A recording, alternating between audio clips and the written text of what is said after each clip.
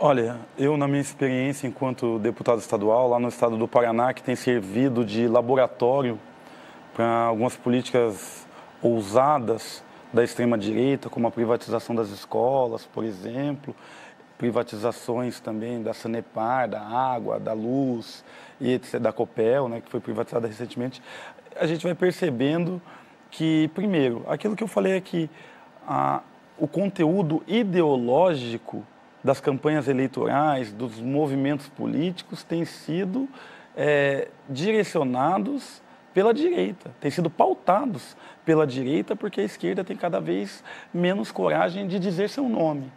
E não coloca pautas como, por exemplo, a reforma agrária, que é uma pauta que aproveita 90% da população brasileira sob o pretexto de que a população ainda não está madura para essa pauta. Ou seja, esse setor da esquerda age com o povo como o tutor age em relação ao incapaz, que precisa ser conduzido pelas mãos, ou a luz das universidades, que em tese vai iluminar o beco escuro das quebradas em que a ignorância predomina. E não é exatamente assim. A população está pronta e madura para as pautas radicais e é a extrema-direita que tem aproveitado isso. E por quê e como? Eu acho que essa é a segunda grande questão.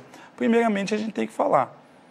Os partidos têm virado um aglomerado, uma confederação de mandatos, que cada um, ao seu modo, tentam aparelhar o próprio partido, como acontece hoje com o Partido dos Trabalhadores. E colocando todas as fichas no movimento eleitoral, como disputa privilegiada, eu vou usar mais esse 1 minuto. Renato, o primeiro debate já está... Já estou usando meu minuto. Não, podem dar mais 1 minuto. Você, nesse movimento de privilegiar apenas a luta institucional, você acaba esquecendo da luta de base, que é aquela que é permanente e fora dos holofotes, aquela que não gera mídia, que não tem ibope e que, portanto, é sacrificante, embora satisfatória e realizadora, obviamente. Então, você não está no lugar, você não cria laços, não tem confiabilidade, não tem legitimidade e acaba não compreendendo, porque isso gera afastamento. E já dizia Mao Tse Tung, uma das formas de você estar contra o povo é estar distante do povo. E esse é o momento que a gente vive hoje. Uma esquerda distante do povo, que fica embasbacada, que fica assustada diante de uma eleição como a de São Paulo, em que uma figura que performa virilidade, que performa decisão, que performa a antipolítica, antissistema, né? Como o Pablo Marçal, ganhou tudo isso de votos e as pessoas não conseguem compreender. E acho que isso é um sintoma, né? Então, muita gente fala, pô, Renato, você é um comunicador, porque você consegue fazer as falas na tribuna, você fala com o povo, e né, para nós é fácil, nós vem das ruazinhas de terra, nós é sobrevivente, né, mano? Primeiro me tornei fluente nessa língua, que é a que nasce no berço da exclusão, para depois ter acesso, graças a uma política pública de educação que incluiu milhares de jovens na universidade, eu fui um deles, que foi a política de cotas raciais. E me tornei fluente também nessa linguagem oficial, carimbada pelo Estado e tão valorizada, né, pela sociedade. Já dizia Lima Barreto, né, em Brusundanga, quanto menos se entendia o que o político falava, mais eles o admiravam, né? Grande Lima Barreto. E é mais ou menos isso até hoje no nosso país. Só que eu consegui fazer a tradução disso. Mas qual que é o elemento-chave que eu percebo? E que não é apanágio de ninguém, nem meu, nem de ninguém, mas é a verdade. É a verdade. A verdade sempre, Malcolm X dizia, eu sou a favor da verdade. Não importa contra quem ou a favor de quem, não importa. A verdade é sempre revolucionária. E mais, o afeto. O afeto, li hoje nas redes sociais, e concordei muito, o afeto é uma flecha que atravessa o indivíduo, é uma arma de guerra. E a verdade, ela faz a ligação entre a racionalidade necessária para o discurso político e também para que as pessoas nos compreendam, mas a verdade também é um elemento que é afetivo. Ninguém passa batido pela verdade. A verdade nos atinge. e nos modifica. Quando a gente sai para o outro lado, a gente já não é mais a mesma pessoa. E quem ousa dizer a verdade? Quem tem a coragem da verdade? Poucos. Porque falar a verdade é falar contra o status quo, o poder estabelecido. Falar a verdade pode atingir aqueles do qual nós dependemos, os dirigentes partidários, o patrão, o paterfamílias, o patriarcado, o pai da família, o que dá ordem na casa, e as pessoas que têm poder de modo geral. A sociedade estabelece que você tem que ser subserviente ao de cima para você ser opressor contra o de baixo. Quebrar essa linha a partir da comunicação, tendo coragem da verdade, é o nosso grande desafio hoje na comunicação.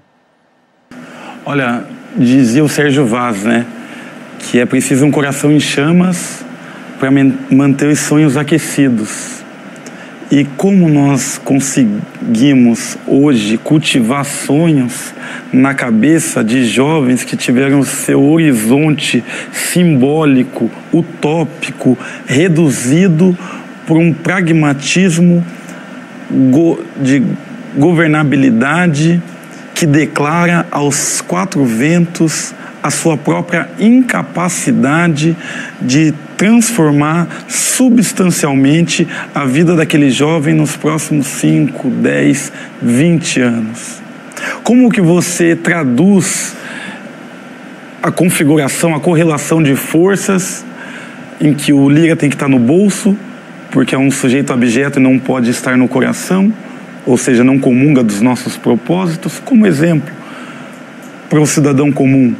Isso a direita não faz.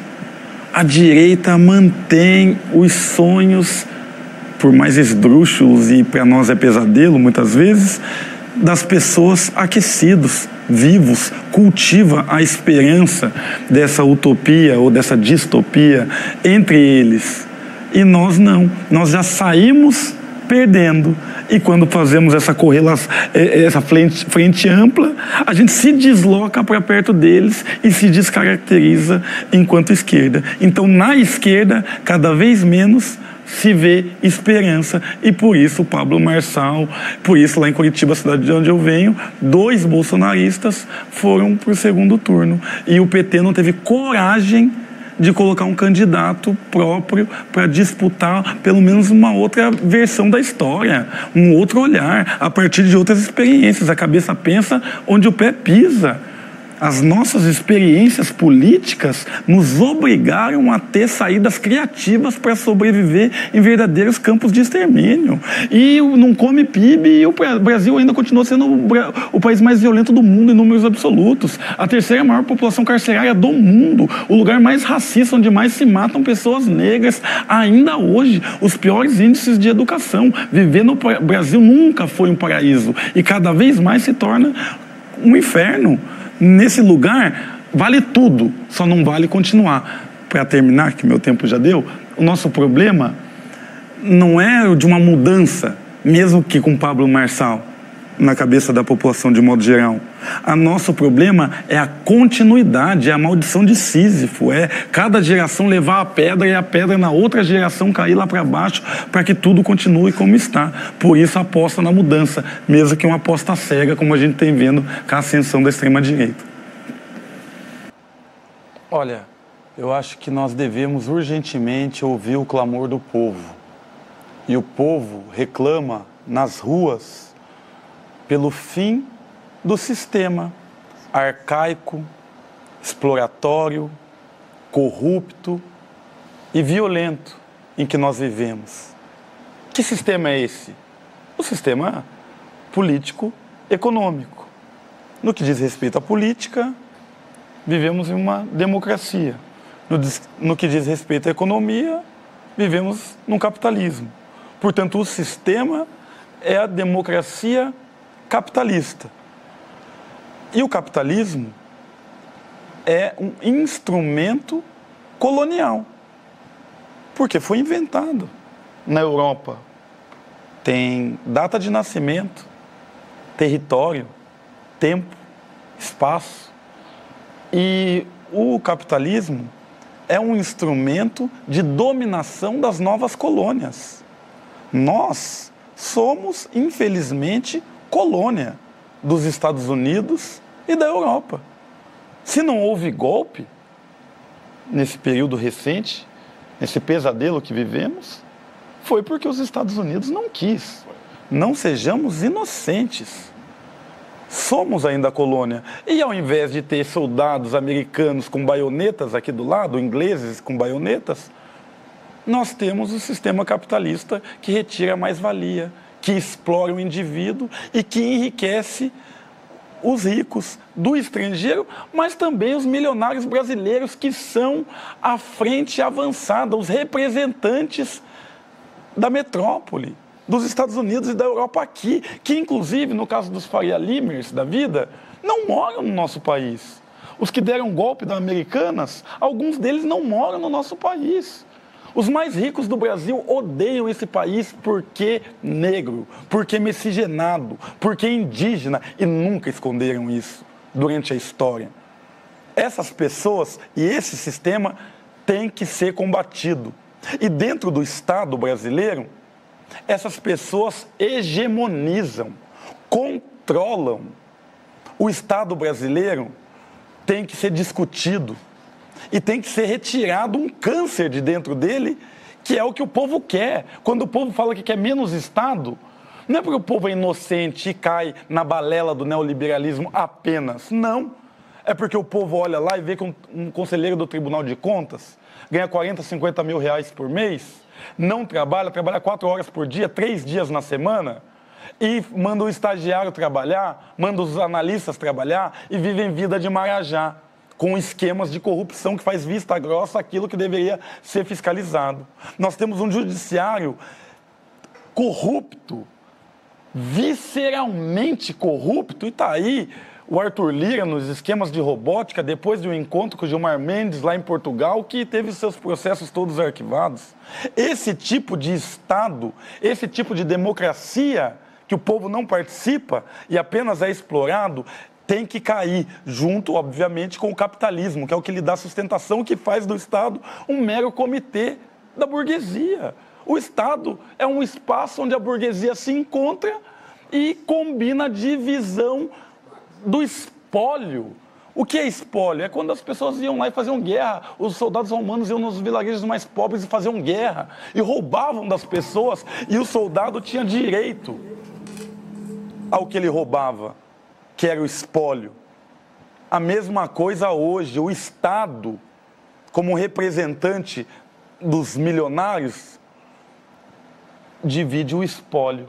Por isso, um juiz do Paraná hoje ganha, em média, 69 mil reais.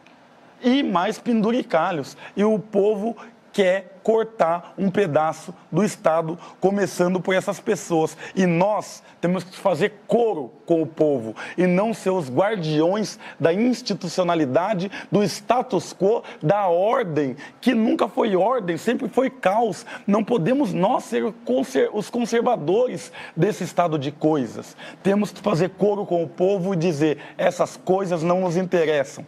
E nós também queremos a queda do poder estabelecido. Só aí haverá verdade. E só aí nós nos reconciliaremos com o povo.